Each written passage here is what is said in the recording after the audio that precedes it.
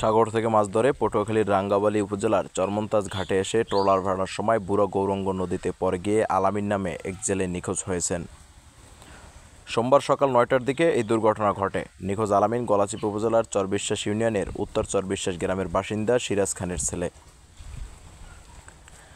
জানা গেছে, ৫ দিন আগে সমুদ্রে মাছ ধরতে যায় চরমন্তাজ ইউনিয়নের উত্তর চরমন্তাজ গ্রামের আসাদুল পেদার মালিকানাধীন এমবি আসাদুল নামের জেলে ট্রলারটি। মাছ ধরা শেষে সোমবার সকাল ৯টার দিকে ট্রলারটি চরমন্তাজ ঘাটে বেড়ানোর সময় ট্রলার থেকে অসাবধানতাবশত নদীতে পড়ে গিয়ে নিখোঁজ হন আলামিন।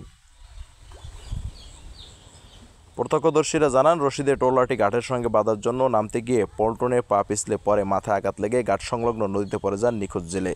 নিখোঁজ জেলের সহকর্মীরা জানান, ঘটনার পর তাৎক্ষণিক জেলেরা উদ্ধার অভিযান শুরু করলেও কোনো খোঁজ মেলেনি। এ ব্যাপারে রাঙ্গাবালী নৌপুলিশ কেন্দ্রের ইনচার্জ শহীদুল ইসলাম বলেন, নিখোঁজ জেলেকে উদ্ধারের চেষ্টা চলছে।